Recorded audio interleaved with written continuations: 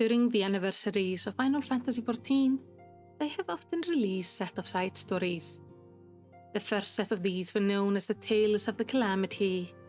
These tales follow some notable characters before the start of our story, but all giving us a better insight into the people we will meet or hear about in A Realm Reborn. Today I'm reading the fourth story in the series, known as The Walker's Path.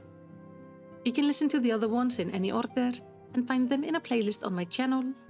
I release Final Fantasy lore videos every Saturday, so if you enjoy that, please make sure to subscribe and do all the good YouTube stuff. But now, let's jump into the story.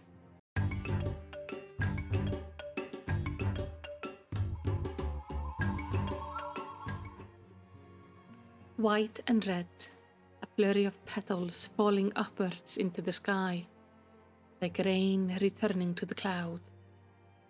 Please come back to me, Father, please.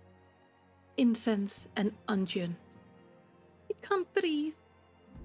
He waited for the telltale rise and fall of his chest. Eyes closed. He looked as though he was asleep. Almost. I'm not ready to say goodbye. Burning, the desert sun baked the nape of her neck as he clenched her hands and stared at the liars. Her father had warned her that Ul'dah was dangerous, that they must keep to themselves and avoid attracting undue attention.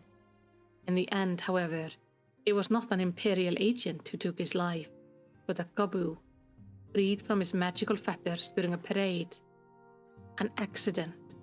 My fault. I'm so sorry, Askelia. I never thought. We never meant for. I know this wrong cannot be righted, but I will make what amends I can, I swear to you. Murderer! It had been their scheme. They would stop the Gabu and become heroes to the people. No one was supposed to die. But you will! All of you will! And yet Flamine weathered her curses and held her tighter, even when it hurt to do so. And though the hatred which once filled her heart did not vanish, it gave way to another sensation, a warmth Askelia once thought lost to her. Mother? It was solely a means to maintain the fiction. Her father's Garlean spymaster still sought Askelia for her father's betrayal. But no one would seek Minfillia, an Alamican orphan adopted by an Ul'dah woman, seeking to fill the void left by her lover's death. Just another lie, she told herself. Woven with the truth, but a lie nonetheless. And then one day, it wasn't anymore. A name-day gift for my dearest Minfillia. Elated, I know, but in my profession, unexpected delays are only to be expected. The thrum of conversation in the quicksand had masked the bard's approach. Minfillia hastily put away the remnant of her reminiscence and turned to face him. Perpetually passing by, Thancred had drifted in and out of Minfillia's life for years. She had been 17 when they first met, 5 years her senior, or so he claimed. His carefree demeanor belied many secrets, not least his skill with the blade. The manner in which he had battled the creature which slew her father was proof of that. Of course, he preferred the subtler approach when circumstances allowed it. Minfillia? It is as much his name as it's mine, Minfillia thought dryly. He had all but chosen it. As they sat down together in the quieter end of the bar, he was struck by the intimacy of their collusion and felt a flush creep up her neck. The parcel she received for her 18th birthday contained a mithril dagger and a sealed missive. From my mentor, Thancred explained, the man responsible for transforming a Lominsian war threat into the paragon of virtue you see before you. Minfillia cocked an eyebrow. And how many maidens fair has this paragon deflowered since arriving in Ul'dah, pray tell? Thancred smirked and gestured to the missive in Minfillia's hand. To whom do I owe the pleasure, she wondered, unfolding the parchment. The words were written in an elegant flowing hand. You have walked in the memories of others, have you not? She recoiled from Thancred, the parchment crumbling in one hand, as the other sought the hilt of her mithril dagger. What did you tell him? She spat. What did you tell him? She spat. In a moment of weakness, Minfillia had confided in Thancred about her vision fragment of the past she had started to glimpse a year before. No one else knew what she had seen. Or that I have heard her voice. If the bard was surprised by her reaction, he did not show it. Read on, he said quietly, all the way to the end. I ask only that. It is foretold that on the cusp of the umbral calamity, individual blessed with the power of the echo will appear. The letter continued.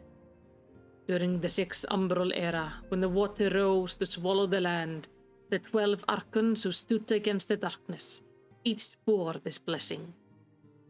Minfillia looked up to see Thancred staring at her. He abruptly turned away. The histories paint a fanciful picture of these gifted souls. Through countless retellings, the archons' deeds have become myth, their power more akin to gods than men. However, there are 2 things which I am now certain. First, their gift, the echo, granted them the power to walk within the memories of others. Second, though Minfillia knew how the sentence would end, her breath caught in her throat as he read Louisoix's Levier's next word. You have been blessed with the selfsame power. After a time, she spoke. You cannot be serious. Yes, Thancred replied. For once the bard's voice was devoid of affection. Master Louisoix believes that we are on the verge of the umbral calamity, and that your gift is the key to ensuring our survival. Happy name day, thought Minfillia numbly. In stunned silence, she listened as Thancred proceeded to reveal that he was in fact member of the Circle of Knowing, an organization founded by his Yarlean mentor to forestall the coming of the 7th umbral era. He and his colleagues had been dispatched to Eorzea's 3 key seats of power to further this cause by any means necessary. A liar, she thought. That much was clear from the start. How do you choose to use your gift is your decision, he concluded. You've no obligation to us, nor the realm, come to that. But for better or worse, it's your legacy. You can no more run from it than you can from yourself. She bit her lip. I am not ready to face this. But I will. Though separated by countless malms, Minfillia and Louisoix searched for answers together. But being no scholar, Minfillia sought knowledge via other means. They are more like me, but different, she wrote to him. We wander in the darkness alone, but if we came together and shared our experience, we might yet come to understand the echo, maybe even control it. A splendid idea, yet one fraught with peril, Louisoix warned. As you well know, men are wont to fear the gifted. Proceed with caution, my child, and do not allow your true identity to become known. Minfillia could not help but smile. This child is more experienced than you think. To the outside, the path of the 12 was but one in a sea of obscure religious sects devoted to the pursuit of spiritual knowledge. His charismatic antecedents, the Lady Minfillia, had a small but devoting following of walkers, so named for their resolution to walk the path with her, a lie woven with the truth. The Circle of Knowing was a great help in these early days, particularly in identifying those who had awoken to the echo. Their ranks swelled, and 2 years after she had first learned the name of her gift, they began to educate others in its use. And so the day passed, and so the days passed, some more quickly than others. The order grew, and with it, its mission expanded, as did the risk.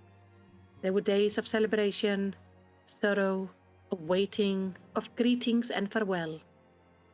And sometimes all of them at once. Nailwan Darnus is dead. It should be over. Alone in the hall of the first step, Minfillia paced. Overhead, the lesser moon Dalamud continued its descent toward Eorzea, apparently indifferent to the demise of the Meteor Project's chief orchestrator. Can naught else be done? As if in answer to the question, there came a gentle knock to the door. The white-haired Ellison who entered was not quite what she had pictured when she penned the invitation. He's older now, she thought. As are we all. Archon Louisoix, it is an honor to meet you at last, she began. Though, now that I have said it, it feels wrong somehow.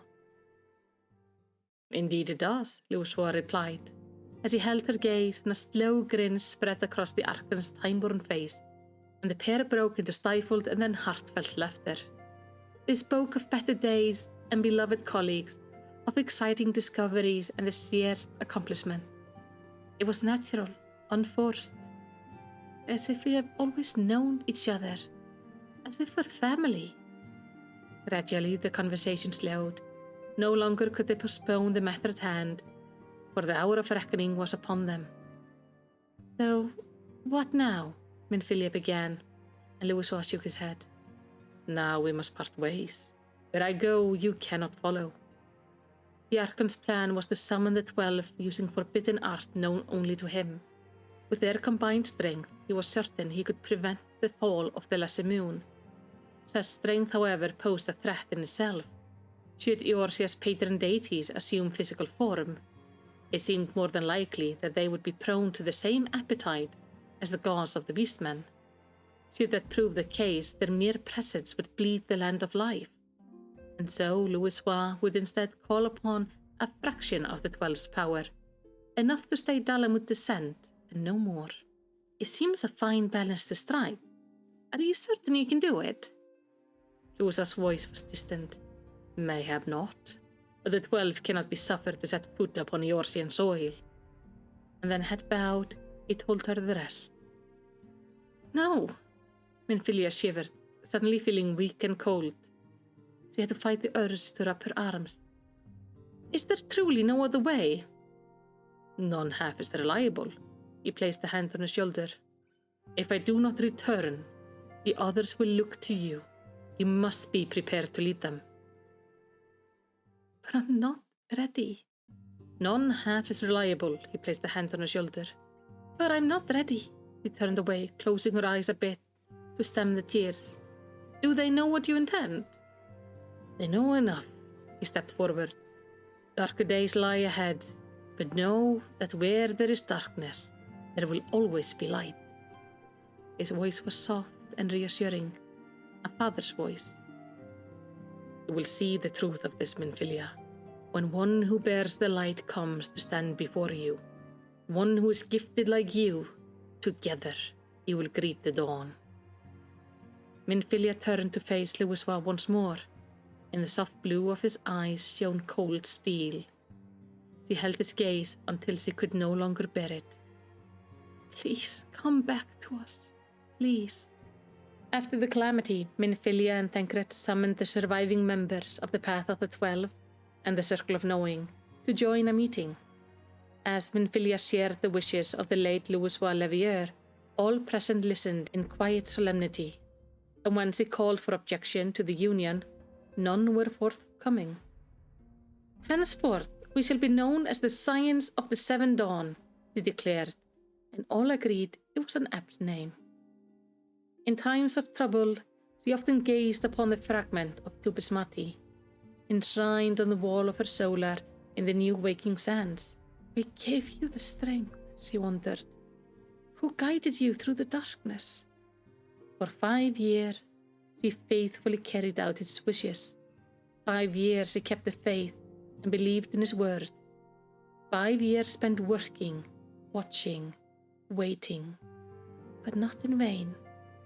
For when the adventurer entered the solar to greet the science, she knew at once, I'm ready.